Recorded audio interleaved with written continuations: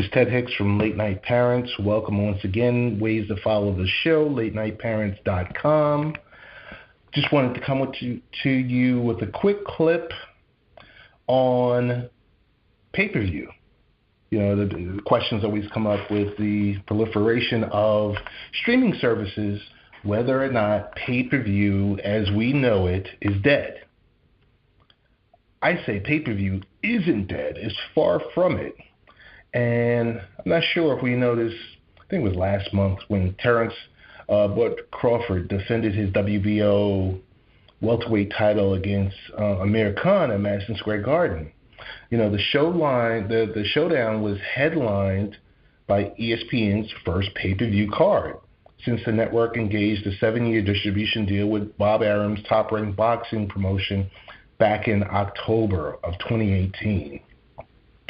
So you wonder, because some of the times you hear all of this stuff with Disney, you hear all of this stuff when it comes down, when you drill down to ESPN and ESPN Plus and everything that's being sold, well, or you know, not per se sold, but shared to the media, and you think about it, and that Crawford and Khan was the third pay-per-view event of 2019.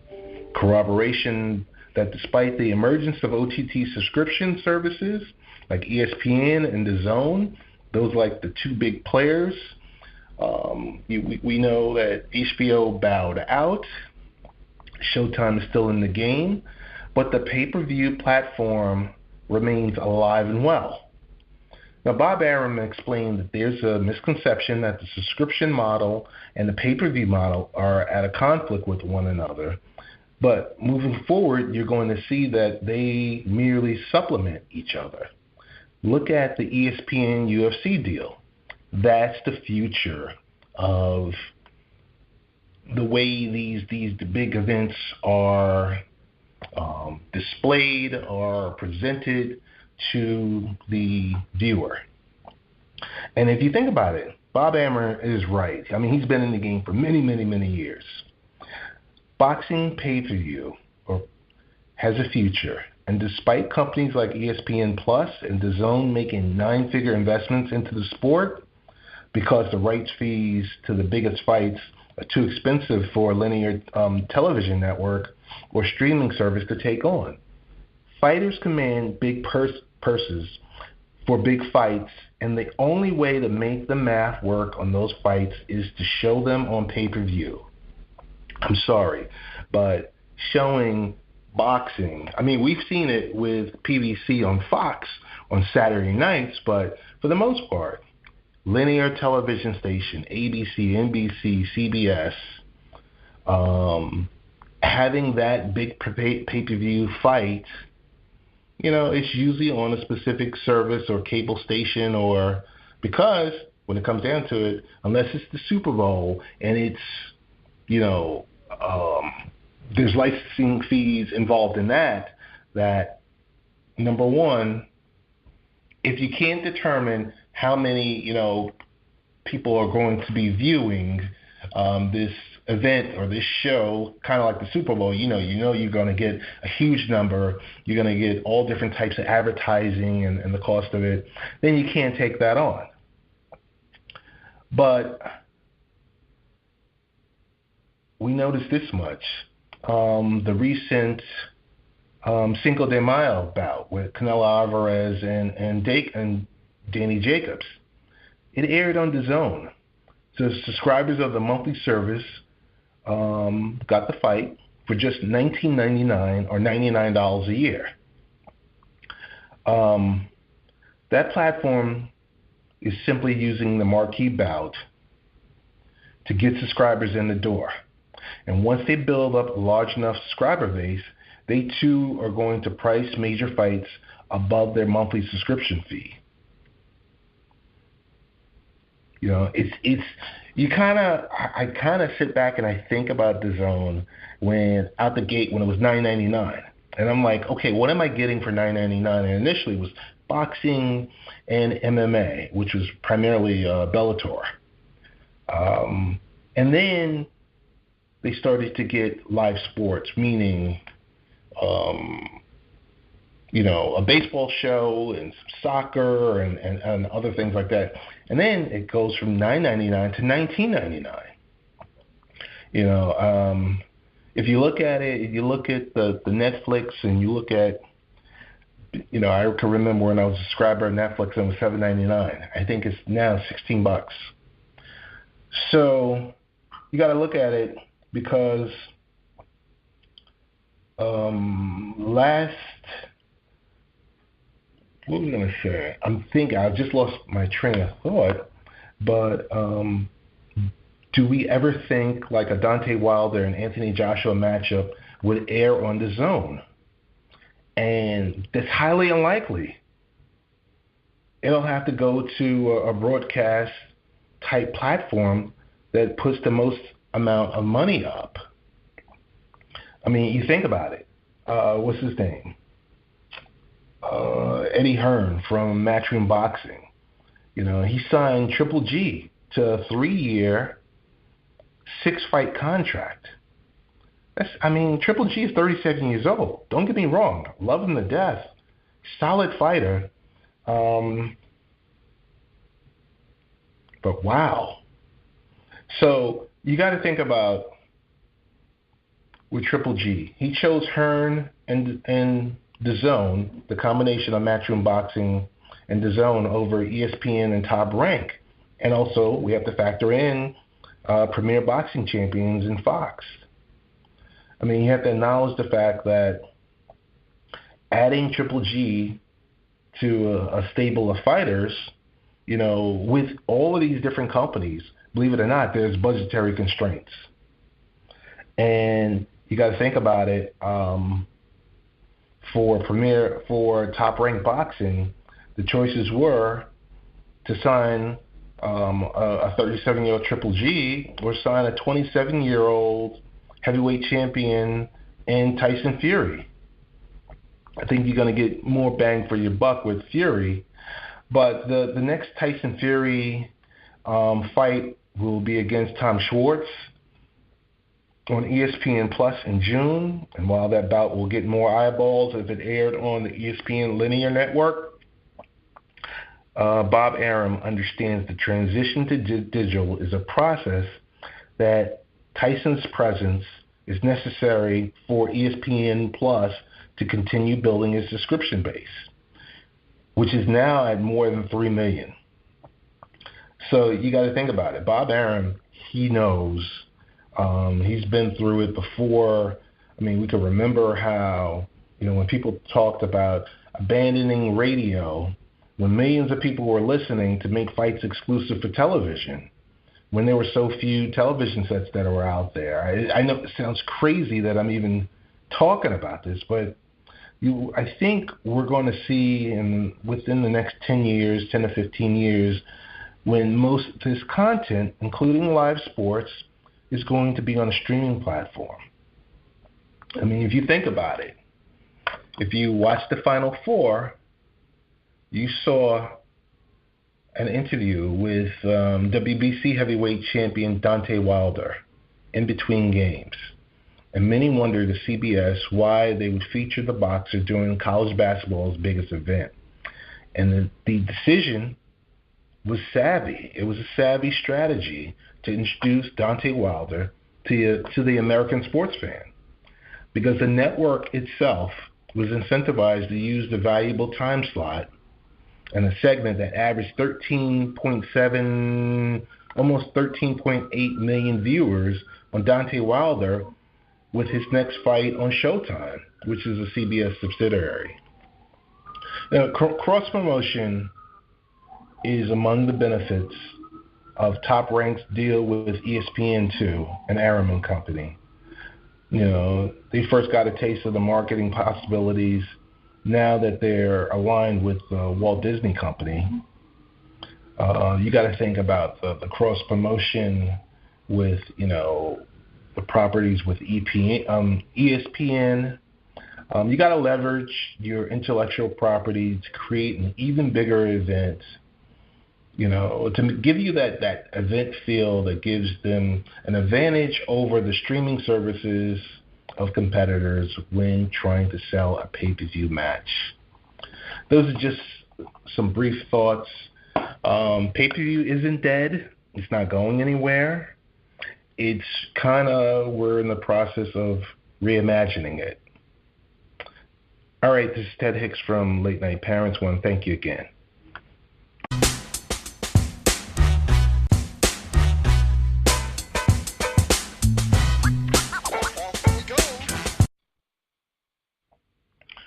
This is Ted Hicks from Late Night Parents. Ways to follow the show, latenightparents.com. Want to come to you with 6 ways to teach your children about finance. Summer's getting ready to start. We're going to blink our eyes and it's going to be back to school time in this fall. But what does back to school time actually mean? It means that gives us plenty of lessons to learn in the classroom. But parents usually have to be teachers when it comes to subjects their children will need to understand throughout their adult lives. And that one of those topics is personal finance. Studies show that teaching finance is not a top priority in the United States educational system. Fewer than 20% of the teachers report feeling competent to teach personal finance, according to the Council of Economic Education survey. And only 17 states require students to take a personal finance course in high school. The majority of our kids' financial education will come from us. I think it's so important because we as parents have such a great influence on how our kids spend, save, invest, and it's critical that we teach them early and often how we want them to value money.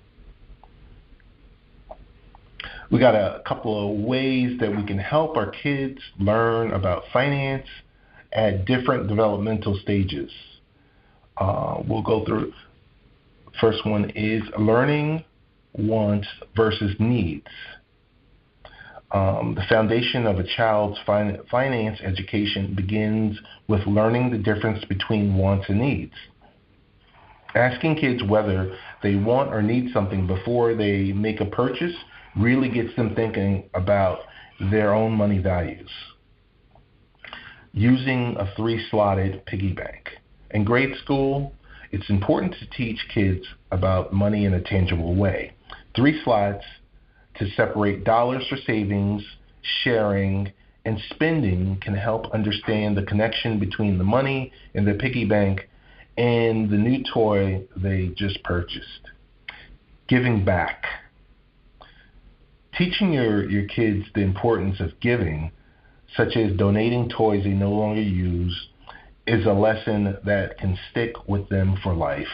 You can strengthen that by talking about charities you support with your dollars and your time.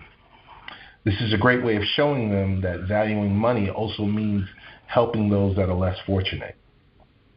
Making a budget. By middle school, for the most part, we think that children should have an idea of what it costs to keep a house running each month. Once they have a concept of a budget, get the kids involved in spending decisions for big ticket items like a car or family vacation and the considerations that go into the purchase. Explaining college. We all know it's expensive, and we teenagers should know early on in high school how loans, grants, and college savings plans work. It's also important to educate students about the additional financial opportunities they'll have in life if they earn a college degree. And getting a job. Is there a better way for your high school student to learn financial responsibility than by working part-time or paying for their gas, fun activities, and the like? I think it's a good time for them to get a debit card to learn the importance of a good credit history and to see how staying within their budget requires discipline.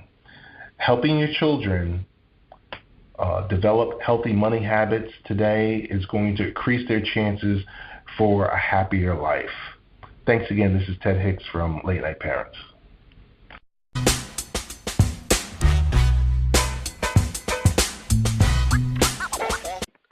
For all these people to get paid their degree, and I want to say Morehouse, but it wasn't Morehouse. It was I forget. It was a historical black college and university. Right, I know that. Exactly. So here's my thing. Now what? Right? How many people are in school who've got this problem? And I'm not talking about the whites or the Spanish or the Chinese or the Asians or anybody. I'm talking about black billionaire. Okay, great. You want to help black people get to the next level? How many can you help?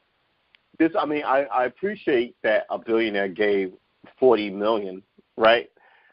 Which I'm pretty sure he won't miss. It's probably like if you make $50,000 a year, you've given someone what, $500, right? Dude, it's a tax write-off. It's a tax write-off, but it's a good deed, exactly. And hopefully it spurs other billionaires to they always address say that, and it never does.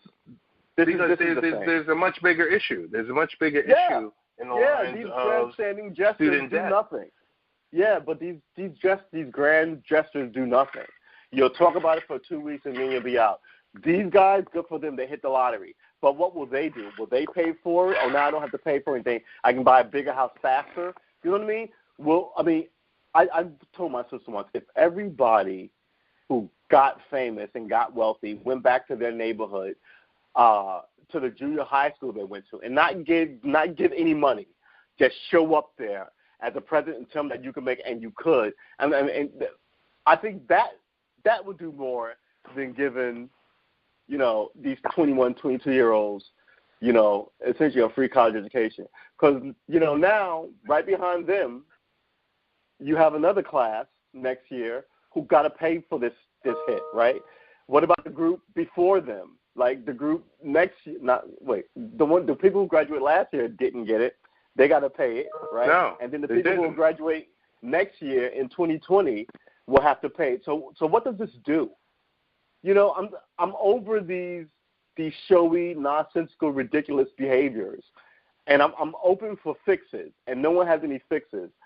So, I'm watching Congress try and get Trump's taxes. First of all, I told my buddy, I'm like, why? You don't have to give your taxes to the when you run. So why are you hanging your hat on this? What, you want to embarrass him? What are you assuming he broke the law? What? I just don't get it. And especially since all of the people who are pointing their fingers likely took the same tax write-offs and all this stuff. It's why they can shut down Baltimore, because the people who run this place are not serious. They're just not serious. And I think we've been made to believe that, it's just all going to work out because we're Americans. But, it's the environment is formidable, and we as Americans need to be formidable, right? So anyway, that's the end of my rant. All right. I just want to briefly touch back on, we were talking before, AOC, talking about facial recognition is a growing, amid a global rise in fascism. Any venue you deal with today, whether it's a professional sports venue, you don't think facial recognition software is already in play? It's more than what you would expect. I would certainly agree. They've been using it easily for the last 5 years.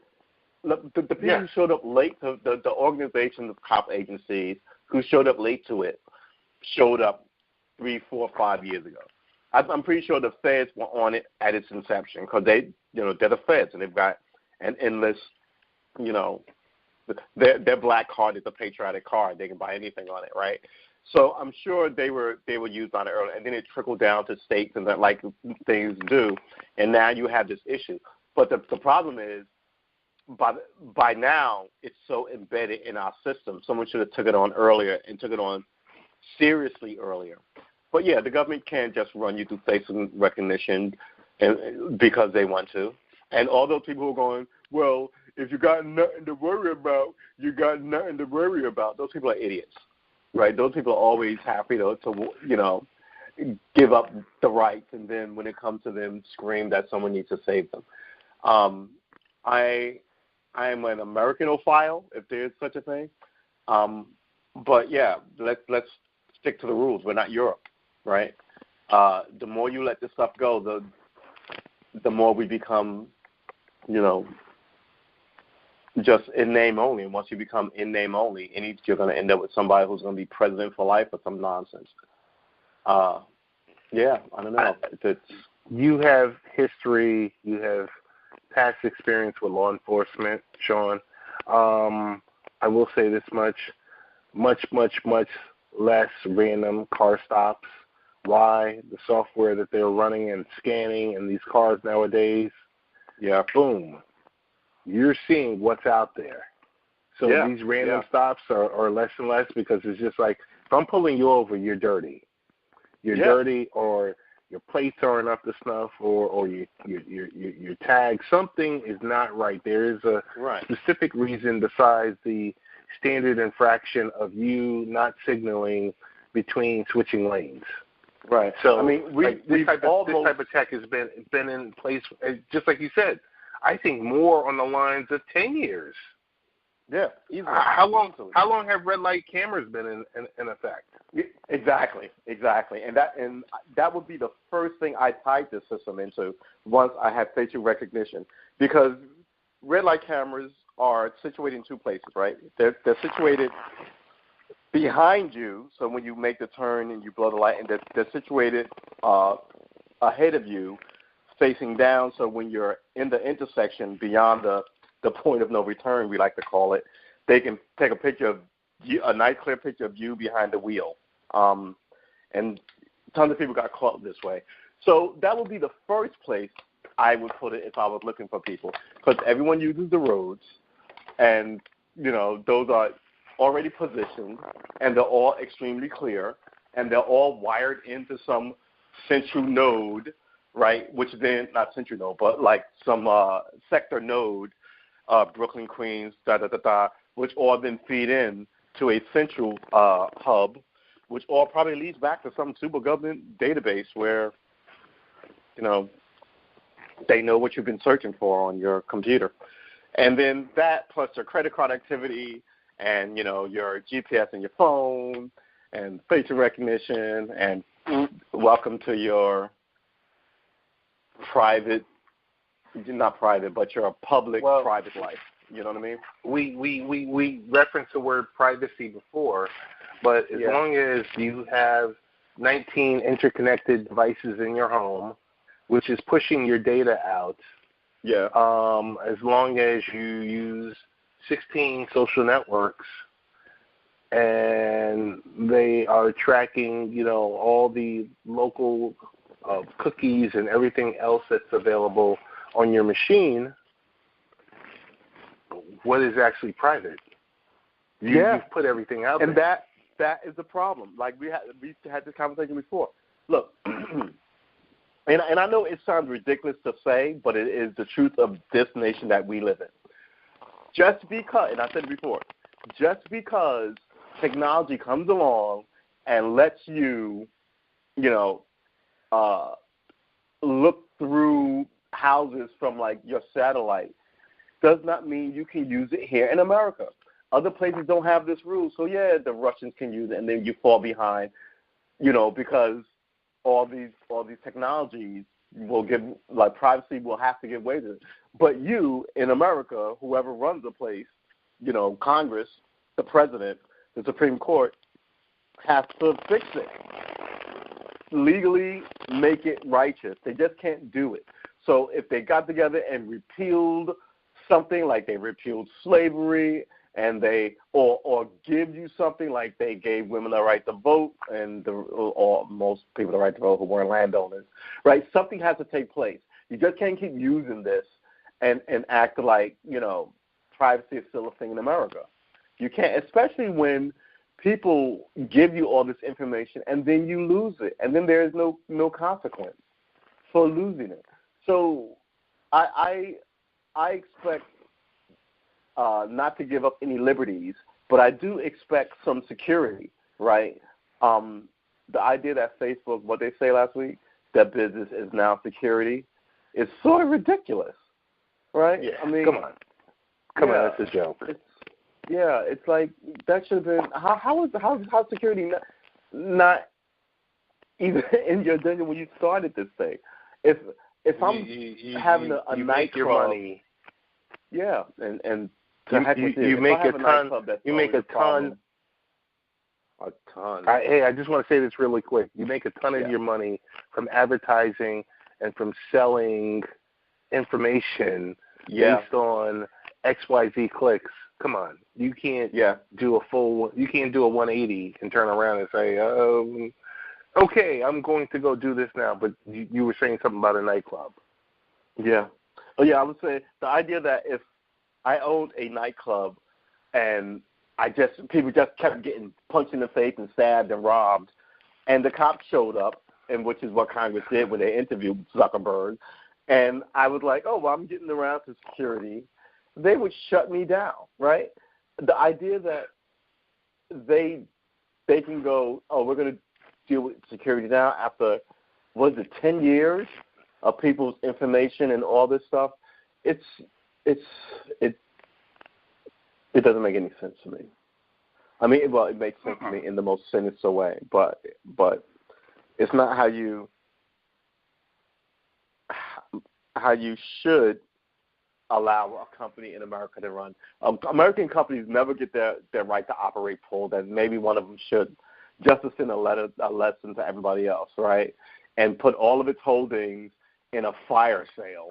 Like, I would have done that with Marlboro cigarettes after they lied to the nation for 30 years about tobacco being, not addictive and not dangerous. I'd have been like, you no longer have the right to operate in the American territories, and as you're an American company, we're going to hold we're going to suspend your right to operate. That would put you in limbo for like 50 years. And let someone else take their market share, but learn the lesson. Okay, there's a new market share open, but maybe we need to fix, so we don't end up like that extinct and disgraced company, versus letting them run themselves into the ground like Enron did. Enron took a lot of people to the bottom with them, and it was allowed to happen because, people are connected and people are ridiculous. So, I don't know. Hey, I do want to give a big shout out to Lucy D. Loud. Lucy D. Loud has a product that we're seeing, or there's iterations of this product where we've seen glasses with bone conducting speaker audio. I tried a pair of Lucy D. Loud glasses last week. Technology is being added to just about everything in one way or the other these days, with music being one of our favorite pastimes. It's no surprise. Audio technology is cropping up in more and more devices. Big shout out to Lucy D. Loud. I saw something disturbing in one of the items that we were talking about, and the disturbing item, I will say, is not the Netflix, pushing the envelope with, eventually Netflix is going to start to run ads more and more and more. That's what it's coming down to. I think it's something we won't be able to get around, truthfully. Not only are you charging us $16, but I think it's initially it's going to be more product placement. Much more product placement. I think I may at that point I may, and most people won't, but I may opt out. I mean, I'm on a. God, it must be like 10 years down boycott of Adidas, so I'm stubborn like that. But the idea that I signed up for your original plan and then you just become broadcast television with commercials. Right. Why am I doing that? So, man, maybe I'll actually write that novel, Paint More. It says TV won't be in my life. Maybe it's time me and TV broke up. TV has not been very kind to me other than PBS and like a series of documentaries that I really love. And quite frankly, I think I've fallen in love with YouTube, if you really want to know. So maybe me and Netflix should break up. Maybe we should see other people. Because if you think I'm going to pay more for this ridiculous relationship, why you now add commercials? And you know what? They'll probably be just as long as in the beginning. They won't be. They'll probably be these 5-second clips, and then a year and a half later there'll be 30-second spots, and then before you know it, you'll be doing 5-minute commercials on YouTube. And by then I'll be out with like my dreads, wearing a dashiki, wearing sandals, smelling like patchouli, talking about the cosmos, and y'all can keep your TV sets and your season 47 of Law and Order or whatever the heck it's going to be. It's outrageous. Yeah, it says Netflix turns to New Coke. Netflix turns New Coke into latest star of Stranger Things. So there's going to be product placements and Stranger Things, and it's just I don't know. But I mean, think of it. Think of Netflix's endgame. You burn cash. You're burning through cash on licensing. Mainly more money on licensing. What are they licensing? Well, I mean, think of they pay is there a Netflix bear I don't see? No, I'm talking about Netflix. I'm talking about. Look at the TV show NBC's The Office. They are $100 million a year. So I thought you meant licensing, like they were licensing something to other people, but instead they're licensing other people's content. I see what you're saying. Yes. Okay. Right. They paid, I don't know, $50 million for Friends, because these are shows that people like to watch over and over and over and over and over. And so you want to look and you think about where's the money going to. This is the problem with all these guys. All the new ideas never come from these boardrooms or never come from their talent agents, right? Everybody's going to try and like rush YouTube to get these stars and try and see if their YouTube magic will rub off on broadcast TV and off on YouTube, but off on Netflix or Hulu or whatever the case may be. But we've seen this with what's the YouTube woman who went to Netflix? She had a show called Too Dangerous for You or Too Important for You. I forget the name of it. But excuse me. But she was originally a YouTube person. So I think the magic of YouTube is it's short. It's like 10-minute clips. Or like I like to watch cooking channels, and those take 15 minutes. So yeah. And it's not something to serialize, but generally it's not. It's topical, not even topical means it's current. But it's about topics, right? So it's a topic on this, a topic on that, a topic on this, all generally in a genre, right? So potatoes, meats, fish in a cooking genre, right? Superheroes, Batman, science, in a science fiction genre, Batman, Star Trek, science fiction genre. People do animal genres, right? So all these things are interesting, but they're all fairly short. I don't sit on YouTube for anything longer, quite frankly, than about 20 minutes. And that's usually for one video. I may sit here for like 3 hours watching YouTube, but I won't sit and watch one thing for 3 hours on YouTube. I'll go watch TV for that, right? So the magic of YouTube is short, the magic of Netflix was that there was no TV and you could get the whole season at a drop, right? These two things made Netflix great. Early on, it was cheap, and that made it good too. But if Netflix is not careful, and I'm a huge fan of Netflix, they're going to end up like Sears, right? They need to, I mean, all these guys are stealing their model, and these guys have been around forever. And those guys, Disney, right, they saw what happened to Sears, right? They're not trying to go out. So they'll just adopt your plan with all of the trillions of dollars that they have. And now what are you going to do? Not only do they have that, they've got 80 years of content from silent film, black and white film, the 50, 60, 70, 80s, dramas, comedies, cartoons, documentaries. They've got all this crap, all this stuff. What does Netflix have to challenge that? Especially now that everybody's running at their model, which is a great model. I think Netflix is going to have to throw their money into content and filmmaking. I think that's where it is. I think the magic of it is people.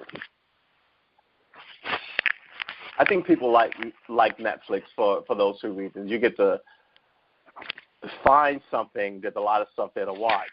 And then you can watch the whole season if it's great. And every now and then they'll come up with something that we all have to see, like Stranger Things, that first season. We all watched that, right? And, right. It's the Luke Cage thing. We all watched that.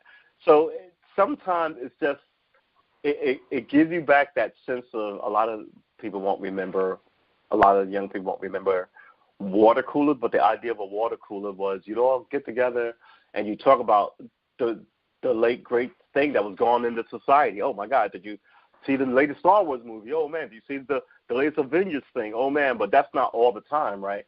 But when it's not a movie every 6 months, it can be a Netflix show every what? They drop something weird every quarter, right? Because I was watching oh my God, what's the name of that show? Anyway, and I got all into it, but the next part of it is gonna drop at the end of, I want to say, November. So okay. April, May, June, July, August, maybe September, but it's maybe it's every 6 months, but it's I don't know, man. I don't know what their end game is with. End game is money. It's world domination. Every other people, yes, exactly, world domination. But if other people are stealing your model, how do you? As I said to you can't before, keep doing the same thing, can you? And stay in business. You gotta adjust. You gotta be flexible. You can't stay in business by keep raising your prices. No, you can't. And then adding commercials. That's the lazy way. Right? That's the lazy way of doing it. Maybe they should start selling tote bags. Now everyone has a Flix. All these streaming services now have their version, and it's unless you come up with a solution. Yeah. I just want to recap that what you said about YouTube. YouTube, so many people love it because it's for the indie people. Yeah, and the corporates are moving in fast on YouTube, and I hope YouTube respects and protects their indie base, which made them YouTube, right? So, yeah, let's see what happens. Hey, this is Ted Hicks, Late Night Parents, speaking with Shawn Armor. True_Armor. You can find them on social media. Want to give a big shout-out to the MS Women's Center. The call letters are KMSW. Want to also give a shout-out to Global Community Radio that play the show also. Want to thank the community stations that put up with us and play the clean version of the show where we're not rambling and just, well, sometimes. Sometimes. I mean, I think it's good to just speak the truth regardless, whether not everything is scripted. So sometimes you may take a pause or have to reword things or search for the proper phrasing. I think people understand that. I mean, I don't think they think that we're pulling their legs or blowing smoke. We're just trying to tell them what we think of the things that we think about. Here's a topic that I will say I think is reproachful because I see it as a money grab. Right. Because it says Whitney Houston is coming back as a hologram. The estate of the late pop singer has sold a 50% stake in its assets to a New York company that will exploit her name and likeness. 50% stake. That will exploit her name and her likeness. Yeah. And they use exploit, so they're not playing games. No. They knew somebody was going to say they were exploiting her, so they just throw it in the press release. And now you're robbing. They're like, hey, we're going to do it. We're going to, you know what? We're just going to throw it out there right now. This is what I say. Whoever wrote that press release, you got to watch them because they're the new Roy Cohn. That was a brilliant move, putting exploit in the press release. I fully expect that person to be president in like 25 years. Wow. Yeah. Look, man. People will do anything for money, and this is the problem. You should not do anything for money. But if I said I'm not going to do anything for money, someone's going to do that for money, right? So the thing is still going to get done. So that's most people. In this scenario, you didn't need to do it because I'm pretty sure her estate is flush with cash because she's Whitney Houston. And two, I mean, are they? I don't know. Maybe people don't know who Whitney Houston is anymore. I mean, when did Whitney Houston pass away? I'm thinking in my head, like 2010, 2011. Was it after Michael Jackson passed away? I thought it was before, right? Was it? Oh, okay. But I'm wondering, like, people have a window on their fame, right? And this is how you know who the really, really great people are. So no one knows who Chubby Checker is, right? Well, I can't say that. A lot of people don't know who Chubby Checker is, right? Because Chubby Checker's fan base is older, right? My dad took my mom to the sock hop listening to Chubby Checker. You know what I'm saying? Okay. So it's that. So that was in the 50s, which I guess was, 60 years ago or some craziness. So if you're 25 and you know who Chubby Checker is, you generally know that because your parents introduced you. It was playing in the house. It's why I know a lot of gospel music, and country music and all these other weird things. Because So I'm sorry, I sort of spilled something. So I'm sorry, I lost my train of thought when I spilled this thing all over my desk. No. I'll jump in and just please. say what people will do. Whitney Houston. What people will do for money. There is no end. And but the money. I guess the money runs out. Are people still buying Whitney Houston stuff?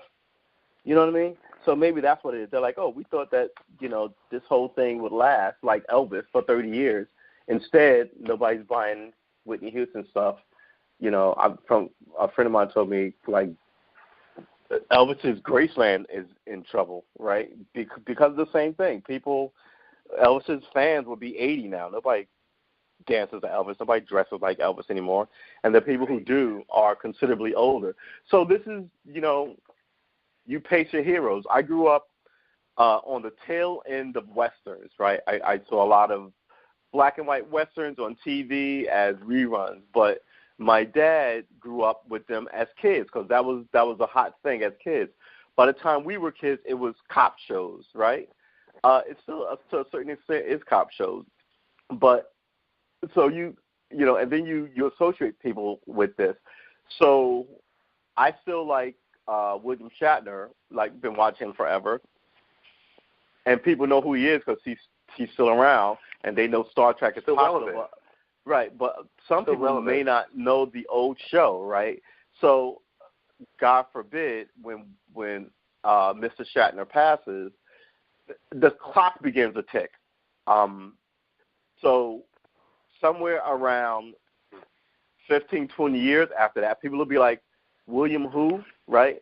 Oh, I used to watch that show on TV with my dad. He was a star, you know, train fan. It's track, whatever, because, you know, it's not something that he cared about. Like, I love old black and white film noir movies. And trying to get my nephew to watch, like, Humphrey Bogart in the Maltese Falcon or, you know, Key Largo, any of these great movies. He's like, I'm not trying to watch some old black and white. Like, I got high-def television. Why you bought, you know what I mean? So maybe as this world runs as fast as it runs, maybe they're realizing, you know, radio plays isn't enough.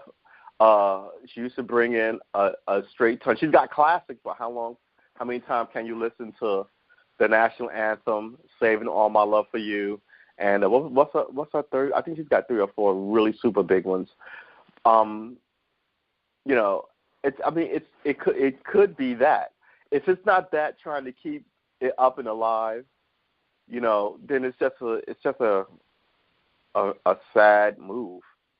It really is. It's a sad move. A hologram. I mean,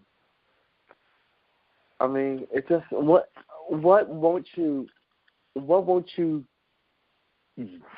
do to someone who's gone? You know what makes this is all part and parcel of something that makes me crazy.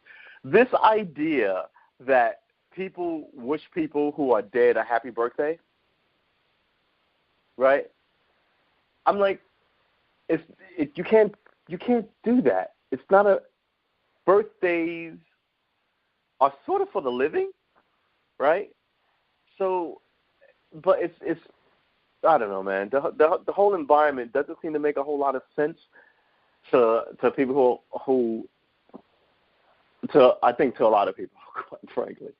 Happy birthday.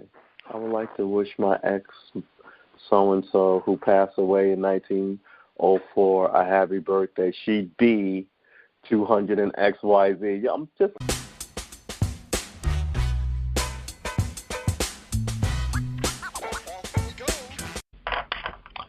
This is Ted Hicks from Late Night Parents. Ways to follow the show, latenightparents.com. We're going to talk briefly today about 4 challenges blockchain must overcome to achieve mass appeal. Now, when most people think about blockchain, they likely associate it with Bitcoin or other types of cryptocurrency. But the blockchain technology introduced a decade ago to serve as a secure database for transactions in the cryptocurrency world has plenty of uses beyond that, and potential for even more. Around the world, blockchain can be or already has been used in such areas such as energy, tourism, and financial services. Yet, plenty of people still have little knowledge of this technological breakthrough that could transform how they do business and live their lives. That raises a couple of questions. Is blockchain ready for the masses? I could tell you, for one, I worked pretty hard and long to get blockchain experts on our weekly show. And I was kind of going back and forth and, you know, doing my research and things about it. But the other question is, and are the masses ready for blockchain? So despite renewed investor interest, blockchain technology still needs to evolve to overcome some challenges before adoption reaches people who are, you know, or early adopters who are not very tech savvy. Those challenges include interaction with other systems. Blockchain's growth depends on the technology's ability to scale and interact with other systems and networks.